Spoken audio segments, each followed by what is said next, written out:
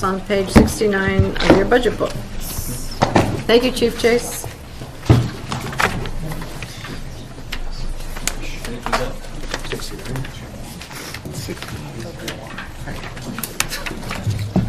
John, how are you?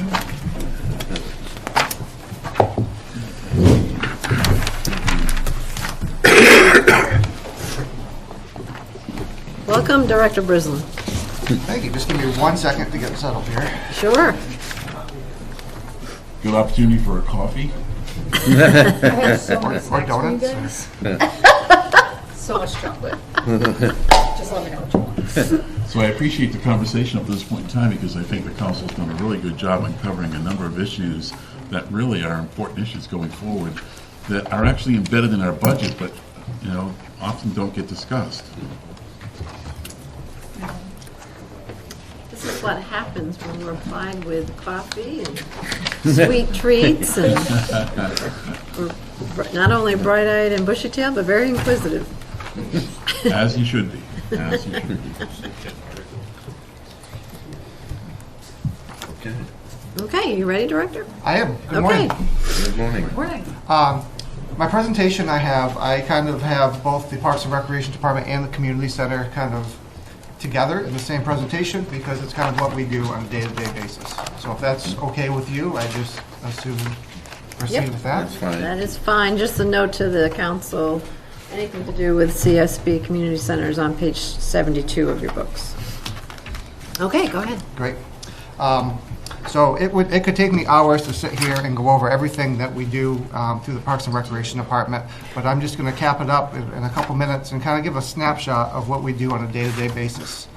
Claremont has a park system made up of 10 parks, which is approximately over 500 acres of parklands.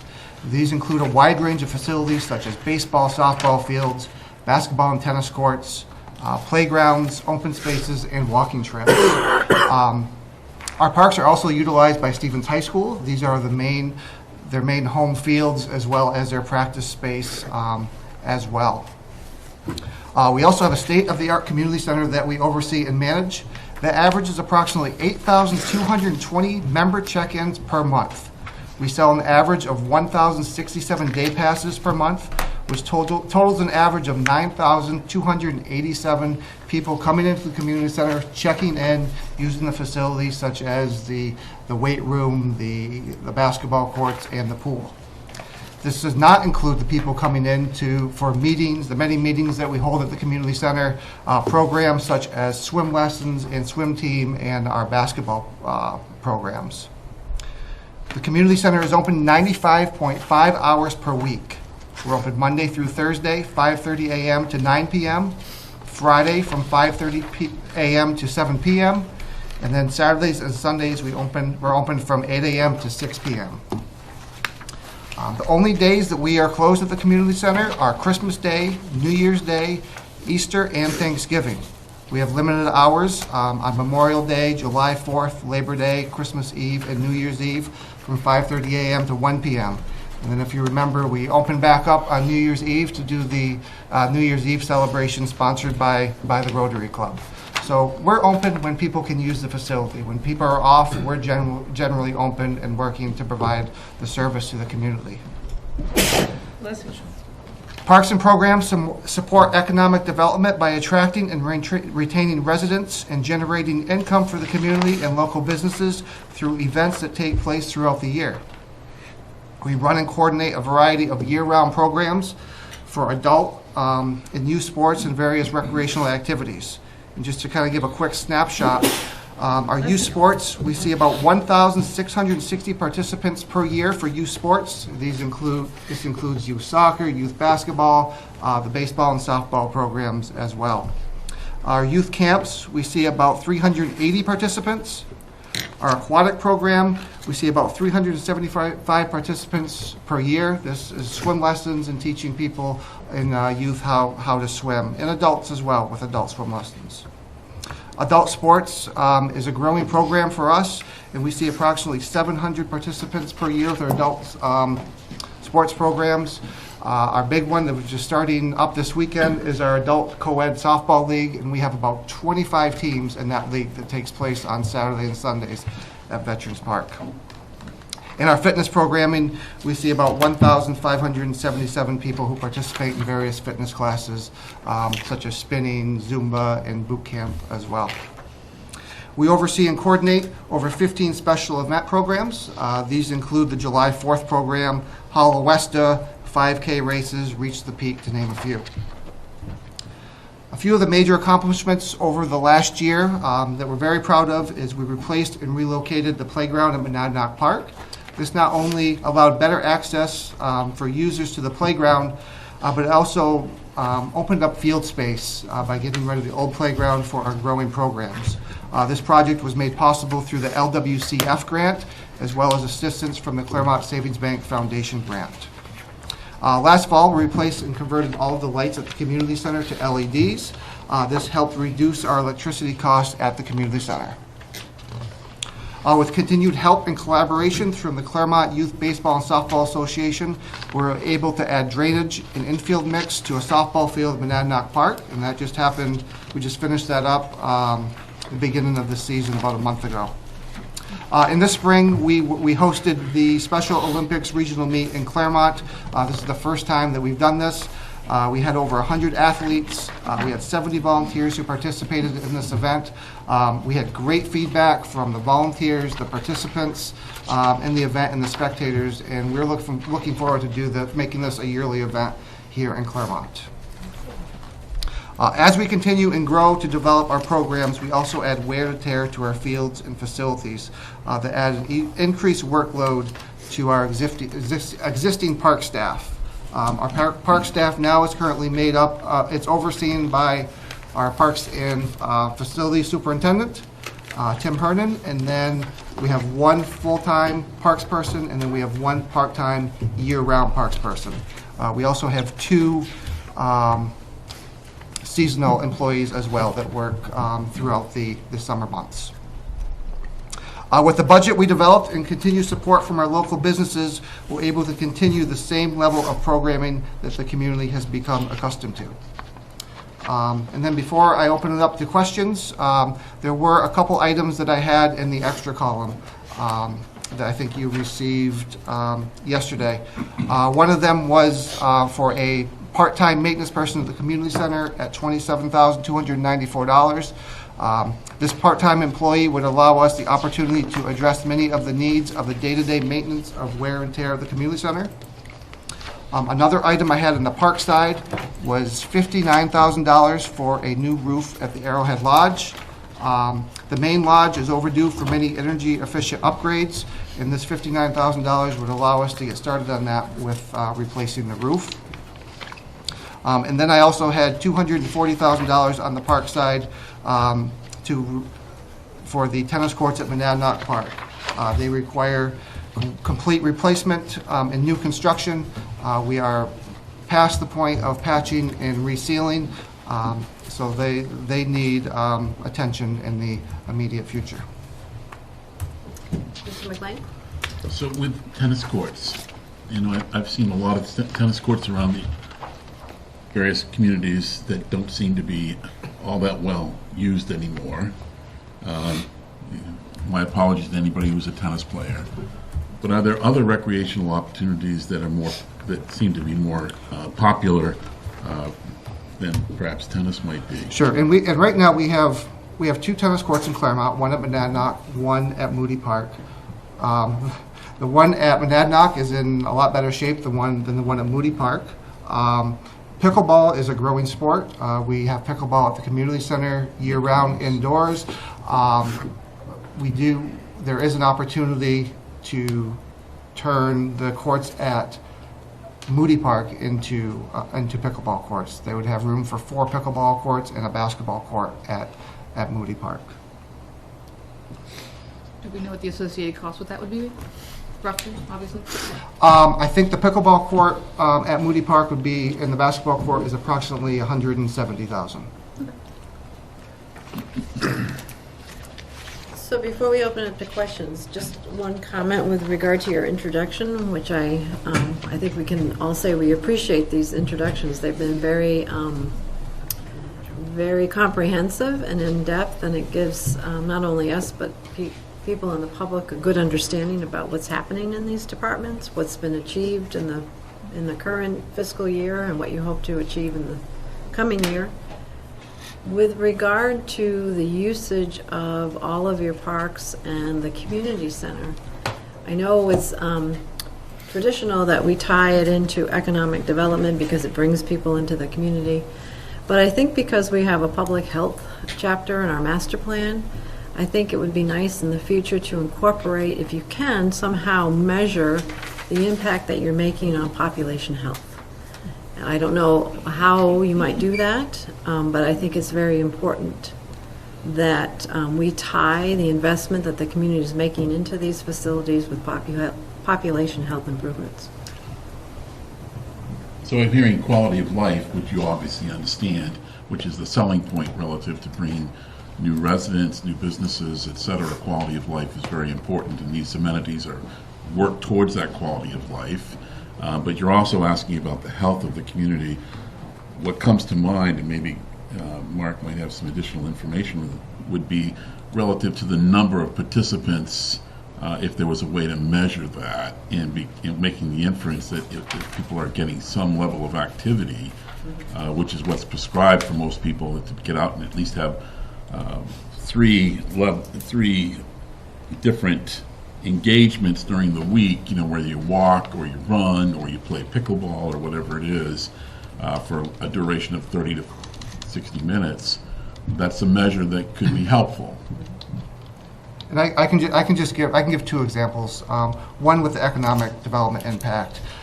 We see a lot of people who are looking to move to the community. One of their first stops is the community center, especially younger families, people who are looking to move here, and what we have to offer.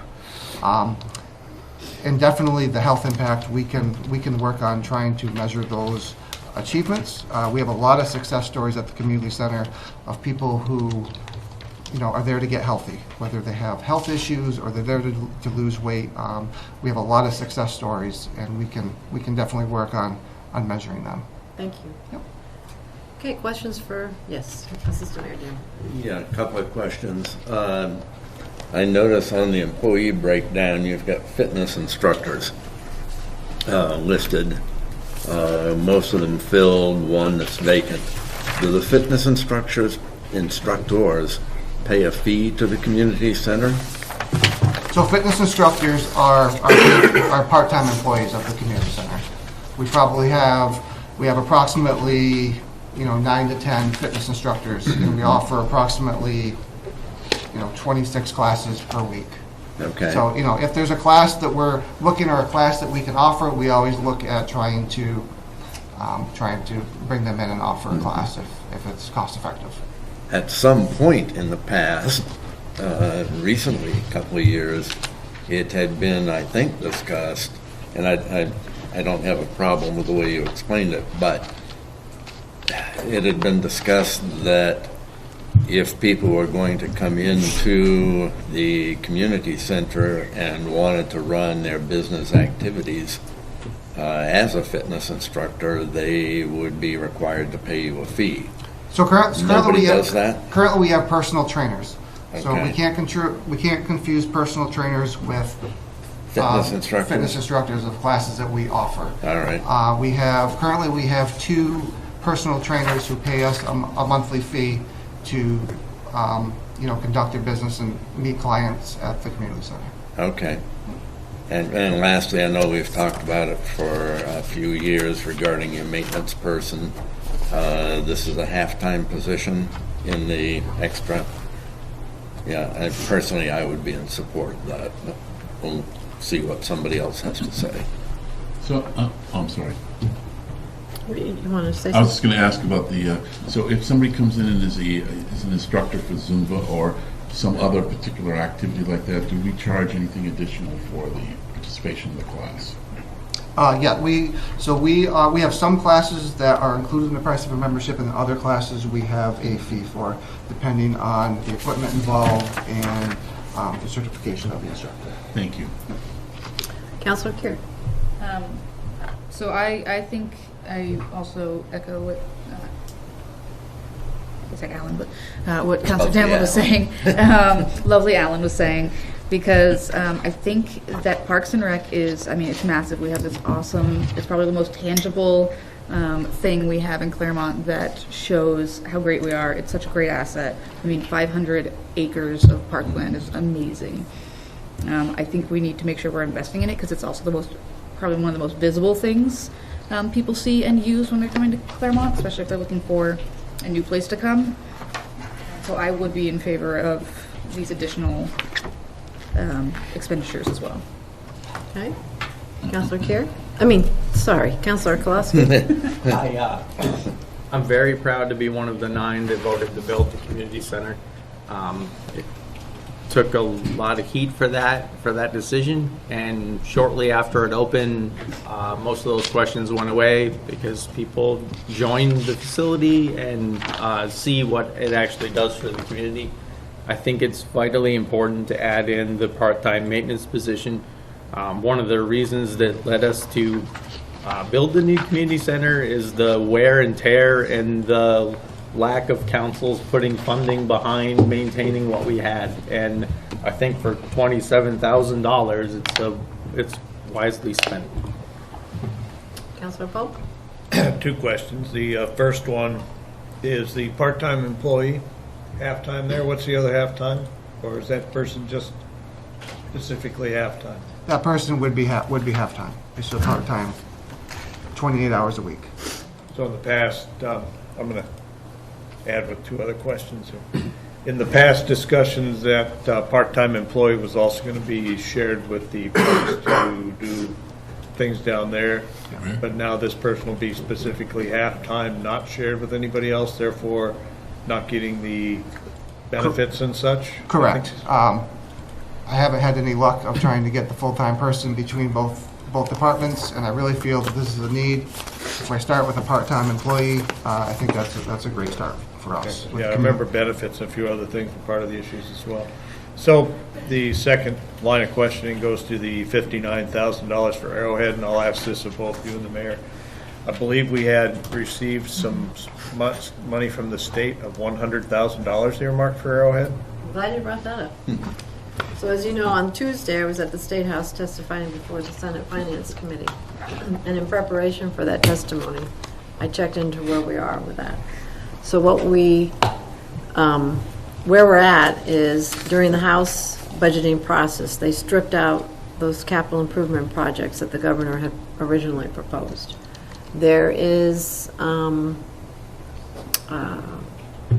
was somebody from Lebanon who testified during the Senate Finance Committee about putting the money back in to tear down some state-owned buildings up in Lebanon.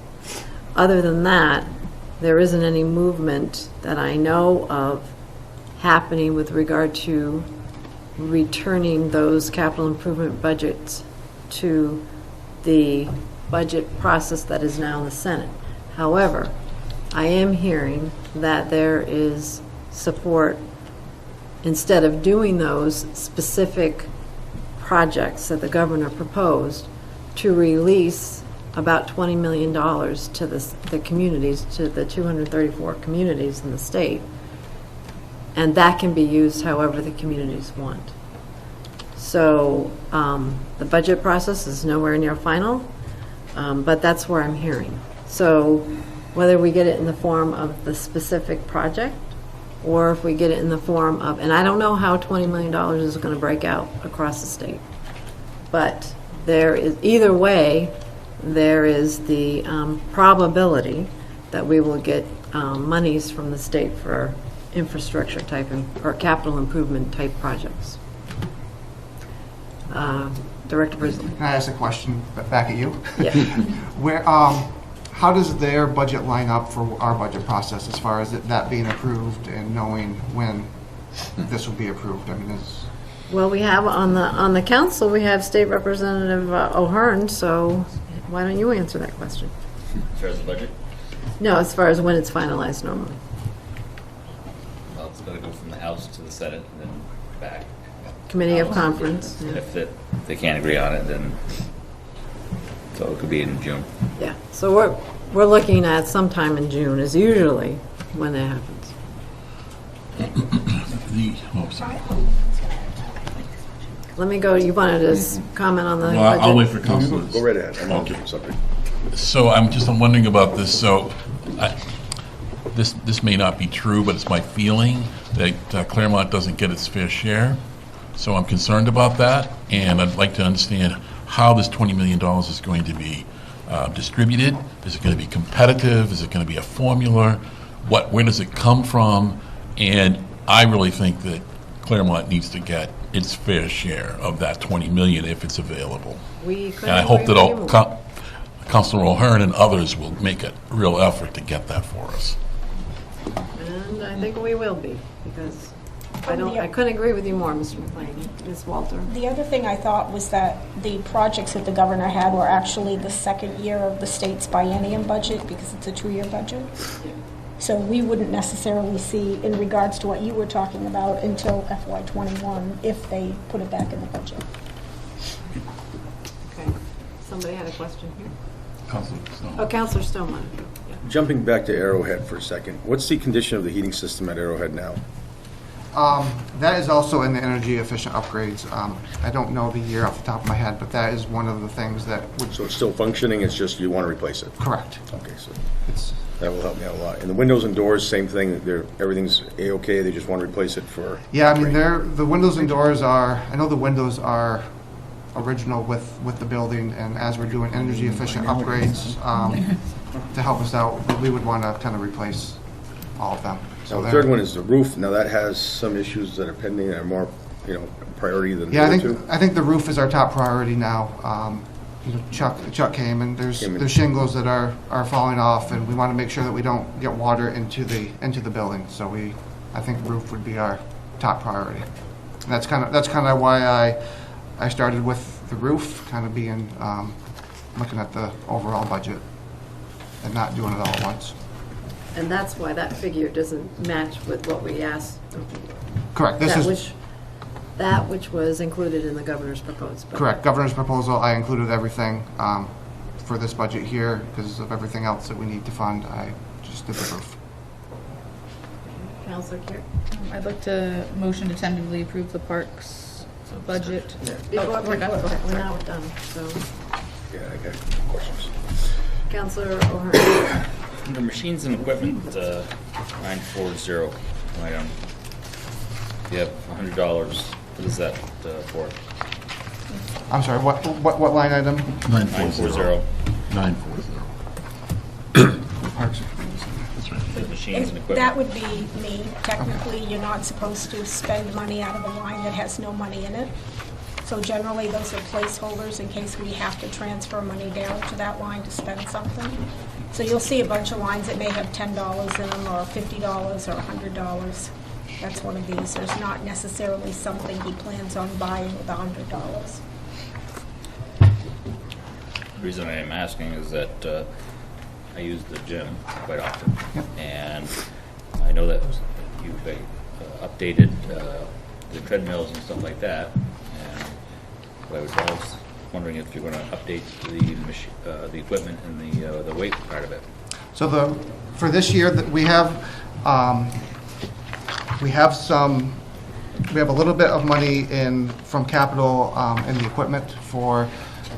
We're not looking to do a big replacement of the equipment for the weights right now. The weight machines and those type of things are about an 8 to 10 year window. Right now we are on year 6, so we have some money to do some repairs and some minor replacements of some benches and things, but not an overall replacement of the machines.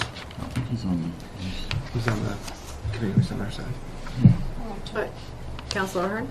Let's go to the line item of 510, which is building maintenance contract and cleaning. See, that's going up to $67,591 from our $65,000. Is it a contract change? Is it a new contract? No, contract is remaining the same. We have upped our service with Swish as far as supplies. They're coming on a weekly basis and changing out mop heads and other cleaning materials that they use on a weekly basis. We don't have access to a washer and dryer to clean them ourselves, so they're coming and changing them out on a weekly basis. Other questions? Yes. Counselors, Counselor Stone? You have no washers and dryers there currently? At the community center, no. Have you ever thought about implementing them? We have, when they built the community center, they have the place for them and the plumbing ready to go. That would be something that we'd have to look for when we're ready for it, for a lease and to add. Wouldn't that be a more practical, viable option since it's something that's going to be utilized, mostly daily, if not at least a couple every days? You know, and that comes down to staffing too, as far as having somebody, to do the laundry and make sure that, they get taken out and put in a timely manner. Okay. Counselor Gillespie, you had a question? I had the same question, that's why I pointed. I figured he was going to ask about the washer and dryer. I thought the same thing for a company that I use that does towels, and that for us, there was no savings there. So I would question whether it's a good idea to look into, but for what they're getting dropped off and picked up, it may not make sense. But I had the same question. Counselor Stone? Back to the tennis courts. Now, $250,000 is a pretty substantial amount to put into tennis courts. How much are these tennis courts actually used, and is it actually the best expenditure of taxpayers' money on, $250,000 of tennis courts? So- That's my key question. Yep. Stevens High School utilizes them for their tennis team. And then we have a tennis group that plays in the evenings on the summer. It's one of those things right now where I hear a lot of complaints about the quality of the tennis courts, and I think they would be utilized more if they were in better shape and upkept. There are other options that I have. This is a 4-court system. We could drop down to a 2-court system, but the high school would need a certain amount of courts for their play. So we would have to coordinate with them, or we could do 2 courts, and if they needed 4 courts to play, then they could pick up the difference. And this amount would only cover the Monadnock tennis court? Correct. So the cost is really in the surface, the tennis court surface. Right. So how long would one of those surfaces last? So right with the system that we have now, it was built, I don't know how many years ago, but technology has changed, and the tennis courts now do not withstand the New England climate. The frost heaves, and it just cracks the surface. So if we were to just go in, and it's been done before, they fill the cracks and they resurface it, and it just pulls apart within the winter.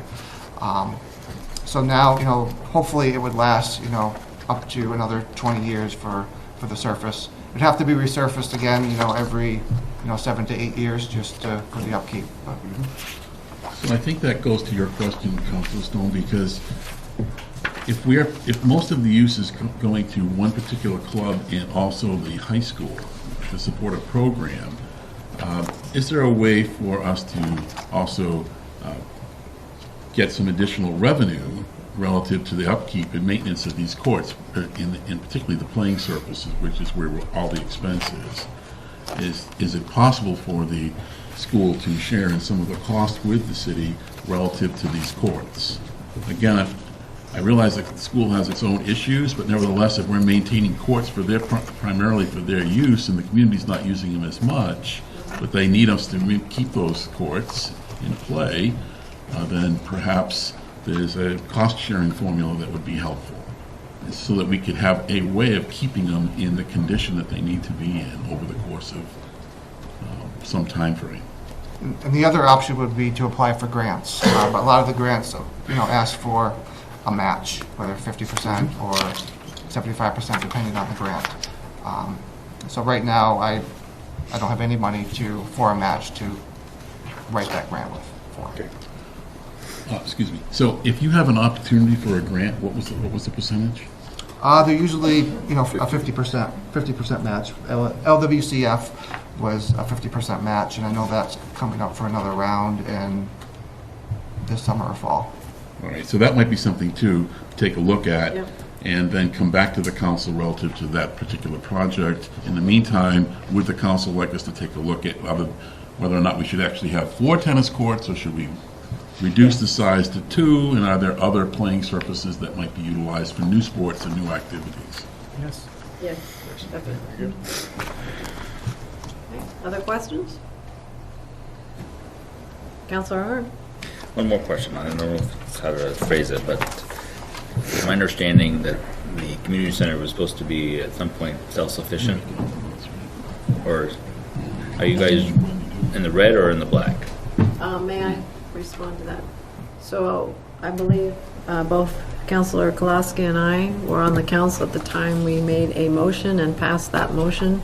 I forget what the number was, but I think it was unanimous, to hold the line at no more than a $500,000 investment in the operations. I'm not talking about the Debt service. the bond for the building of it. But that threshold was based on what it cost the city for the old community center. So that's why in your departmental report that Director Brisling gives every month, you'll see what after matching the expenditures to the revenues, what is the investment from the taxpayer. And I believe the estimate is, at this point, $477,000. So we haven't, since that motion was taken, I forget how many years ago, we haven't gotten past $500,000. In fact, we're going down.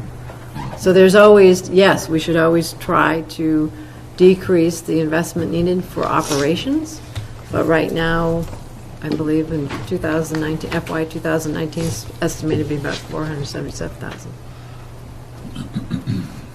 That's the history. Very Do you good have answer. anything? Thank you. Thank you, ma'am.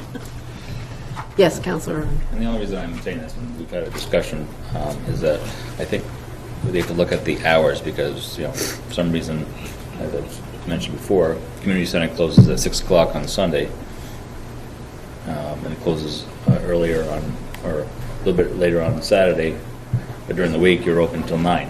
Yes, right. So Monday through Thursday, we're open till 9. Fridays, we close at 7. Weekends, we close at 6. Councilor Stone? Is there any particular reason that the community center hasn't really looked at doing a 24-hour operation for, keyless fob entry? Actually, that conversation has come up. We've talked about it a little bit on the Parks and Rec board. I did talk with with Primex, our insurance carrier. They would expect the same level of service of staffing that is there during the day than is there at night. So we would have to have a front desk attendant. If the pool's open, we'd have to have lifeguards.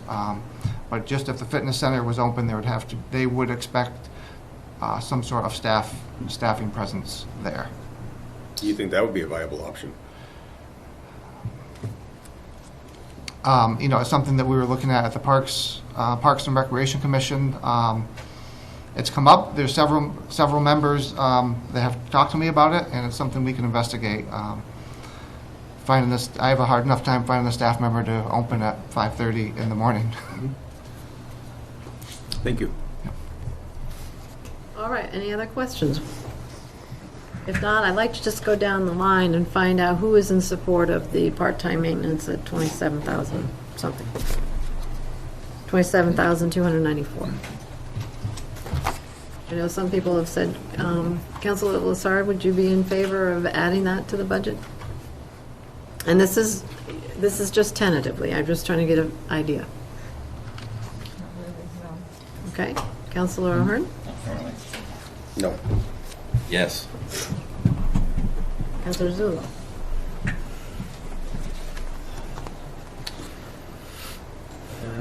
I'm not really sure at this point. Okay. Yes. Yes. Yes. And I would be in favor as a tentative. Okay?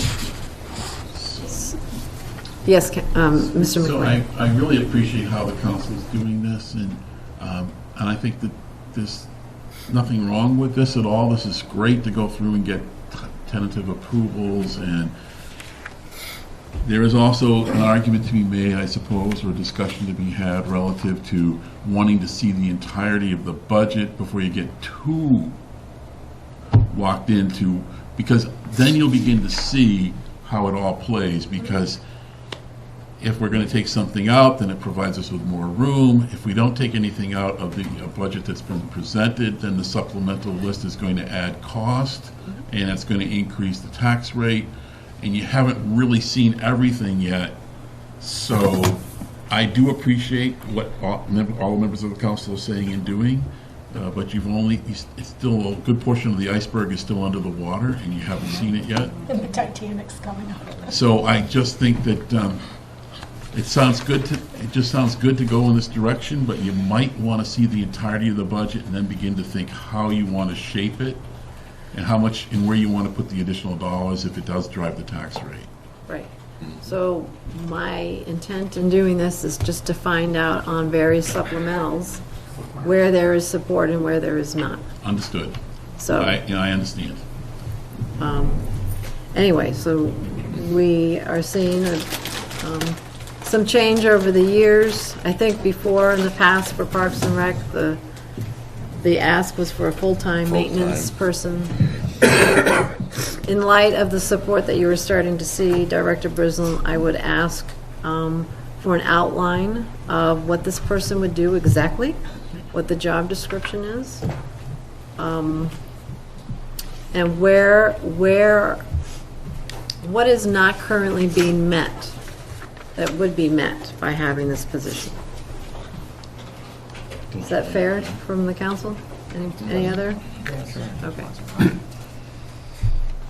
Yes, that's very fair, Your Honor. I do think, however, that the job description is basically the maintenance of the facility, and of course we can provide that to you.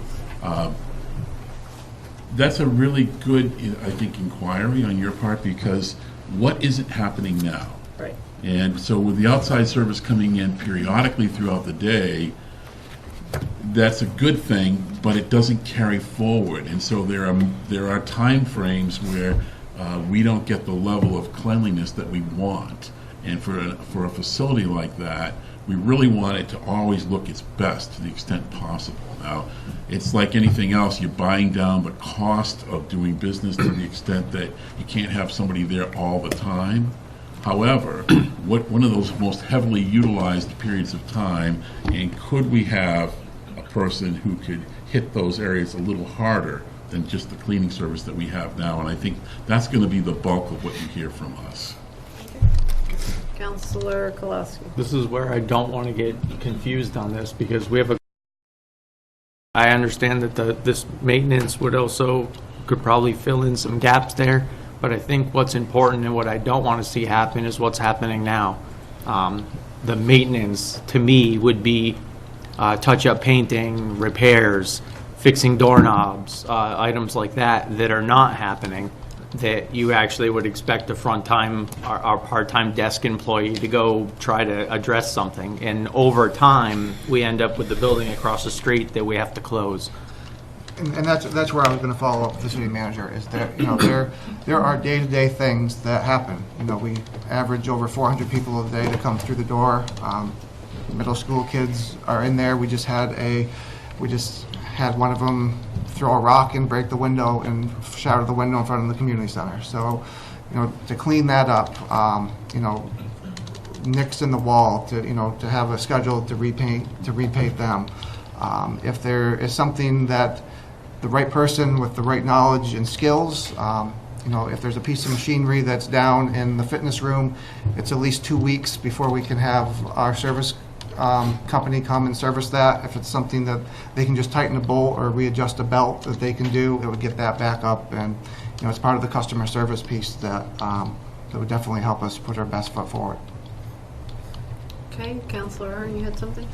Well, I'm always for public employees, but at the end of the day, I was, the 67,000 that we're paying for the maintenance cleaning. What is it that they do that if we were to potentially, let's say hypothetically, hire 2 part-time maintenance personnel and bring it back to so that there's somebody on there, all the time instead of having this company coming in periodically.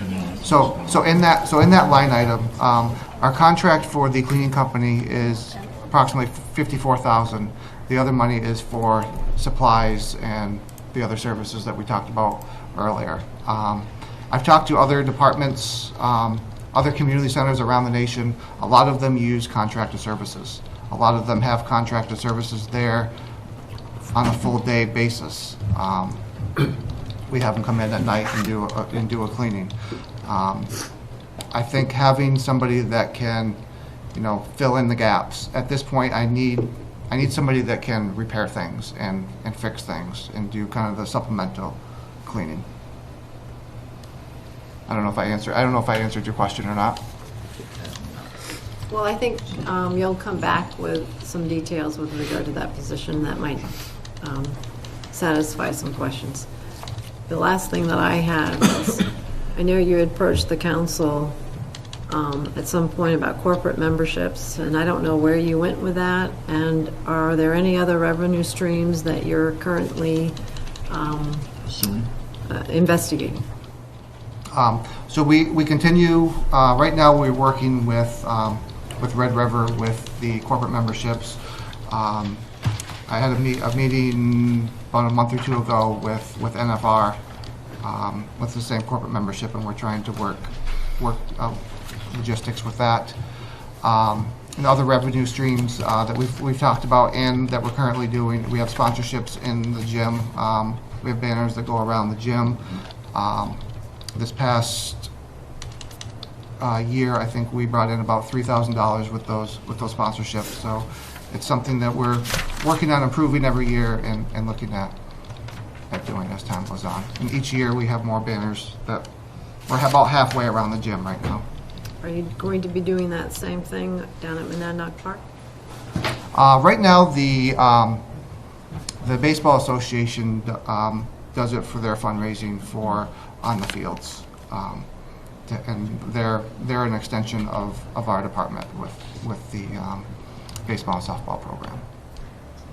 So perhaps not before this budget needs to be approved, but at some point, I'd like to see, I don't know about the rest of the council, but a presentation on where you, in the out years, some revenue streams that you may be able to develop And when are you looking for that presentation?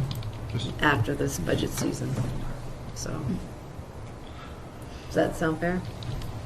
So, Your Honor, I think that's the kind of thing that he has to work with his Parks and Rec Advisory Board on. Yep. Before they can then bring something back to you. I've Right. only been to one meeting of the Parks Advisory Board, but I know that they have, very strong opinions and have put a lot of time and effort into this. And so, one of the things that I believe is an opportunity for the community is to take that same hard look at where some additional revenues could be created, and certainly in memberships is one, and then if that occurs, where does the money go? And there's certainly a certain amount of additional maintenance that should occur, and that's certainly a place where some of that revenue could go. It's possible that revenue could also start to drive down the cost of subsidizing operations. Yep. Those are all good, I think, goals, and for Mark to work with his board, his advisory board, and then come forward to the council, I think would be a really good thing to take a look at those plans.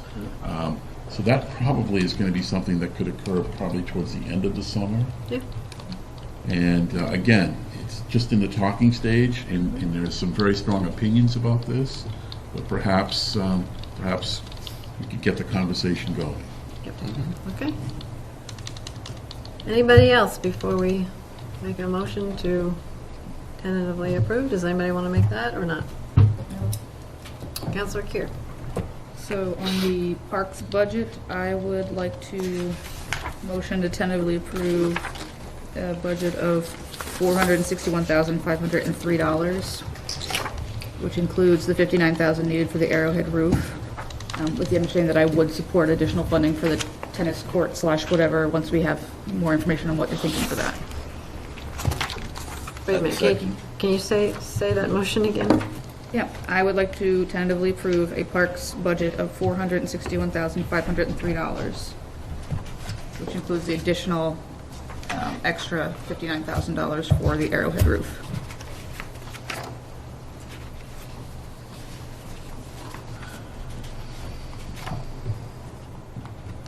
Okay. And so the motion was made by Councilor Keir, seconded by Assistant Mayor Dameron. All those in favor say aye. We have a conversation. Yes.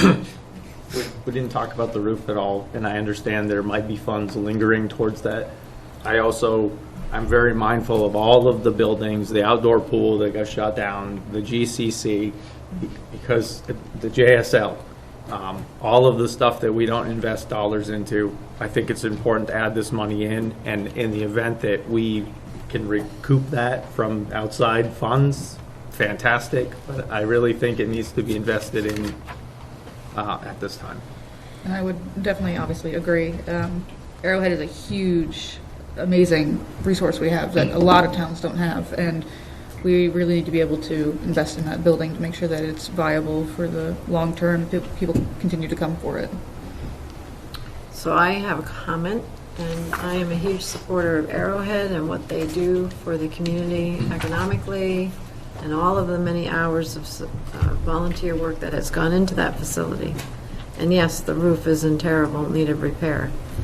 However, I'd be reticent at this time, knowing what's coming down the pike from the state, to put this into the budget as a cost to the taxpayer, because I believe the probability is very high that we are going to get state funding for this type of project. So I would not be in favor of including it at this time. I think if that failed, I think we could look at moving something out of fund balance if we needed to. Councilor Stone? At this time, I'm not in favor of tentatively agreeing this budget at all until we get some more information based on, like I said, the $250,000 improvements that are listed for the tennis court, as well as Arrowhead, to include the reasons for funding. And at this point, I think that's a large chunk of change to add to this budget without having that information before any of us. Okay. So, anybody else want to say anything, and we'll just go down the line? So how many are in favor of the motion that was made, which was the addition of the roof for Arrowhead? It's 4. And then the rest of us are not, so that motion fails. Okay? So can I ask a question? Yes. So it's not that you're voting down that particular project at this point, it's simply that adding it in right now before you know what the final outcome of your budget is, maybe just a little quick. Yeah. So am I reading that correctly, that at the end, when you're deliberating about the budget, then you're going to then you'll certainly have a conversation about all of these different projects? Yes.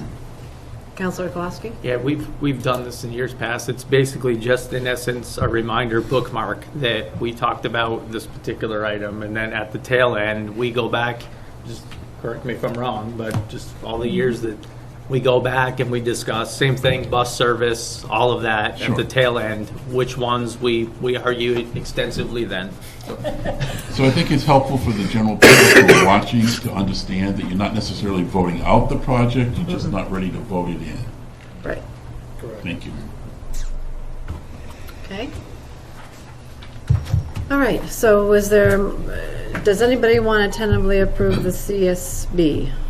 Right, and if not, then we can just pass, and because Councilor Stone said he's not in favor of either at this point in time, we don't have to. I mean, Not until we have more information on the part-time employee. What are you guys looking for? Because I guess I'm confused. I feel like they've explained the position pretty clearly.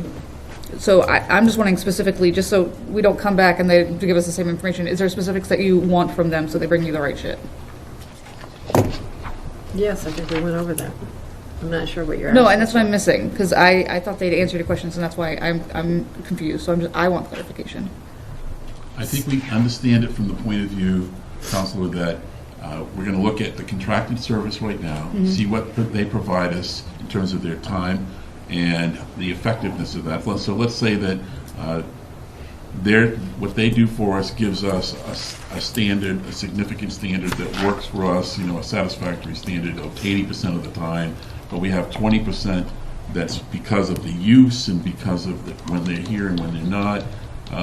We might be able to pick up that additional 20% and just bring our standards up a little higher during that time frame. Plus, we also have the other piece that Nick mentioned, which was can we do some of the other ongoing maintenance from time to time, to touch up the painting, the things of that nature, turn a bolt on a machine, things of that nature, So I think that's what we're going to go back and look at and see how it fits in with the schedule we already have. Does that make sense? Yes, thank you. And Jeremy, does that work for you? Yes. Yeah, okay. Councilor Kowalski? For all of these, I honestly, we don't seem to have some set standard. I think we should tentatively approve all of them or not, but it's simple. If you don't agree, just vote no, and then we make a note to come back to that. So I have no problem in making a motion to tentatively approve the CSB budget for $1,133,248. That includes the money for the part-time position. I would second. Okay, so that motion was made by Councilor Kowalski, seconded by Councilor Kier. Show of hands, who is in favor of that? And then who was not? There's three then, right? Three? Yeah. Actually, 4. Okay, that's correct. Councilor Hernstone and Councilor Zullo are not in favor of that, correct? Right. So the three that are not in favor are Councilors O'Hearn, Stone, and Zullo. And the amount was $1,133,248.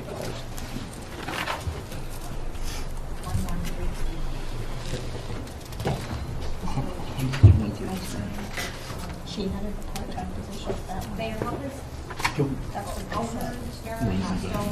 Zullo. Yes. Can I ask that we just do a roll call, because I think it's getting confusing to not only her, us as well, when we do. That's what I propose. I haven't been confused, but okay, if you want, that just takes more time. We're taking the amount of time trying to catch her up. I think this is one instance. Is it time for a break? Yeah. It is. Okay, cool. One more thing. We're already getting punchy. What's up, Pat? Well, back to the Parks budget. We never really had a vote on that, whether to approve or not, and my comment, I appreciate Mr. Stone's comment about needing the information on the tennis courts and such, but I don't see that coming during this budget season. I see that being a long-term discussion that's going to take more than between now and June with your Parks and Rec board and such like that. What is the future of the tennis courts, things like that. So I would like to make a motion to approve the Parks budget at $402,503, which is the original set. There was already a, There was Yeah, a I mean- motion on that. was already a vote on that. You made a, Yeah, I made the motion for the roof, so he's making it without the roof. I'm making it without the roof, I'm just making it the original. I'll second that. The original motion was made by Ms. Kier was made, 461,503. I'm just going back to the, original budget number. Okay. So, Yes. right. She made fail. And so the motion was made by Councilor Pope, seconded by Councilor Kier. Tentatively, Pulaski. oh, sorry. Sorry. Councilor Kowalski to tentatively approve the Parks and Parks budget as proposed by the city manager at $402,503, correct? Correct. Okay. All those in favor say aye. Aye. Who is opposed? Opposed. So everybody says yes except for Councilors Stone and O'Hearn. Okay, now we're scheduled for a 15-minute break. Do you want to take the full 15 minutes? We are behind schedule by 35. Huh? I think we take 12. I think we have 15.5. 15, okay. All right, so we'll be back at 11:20.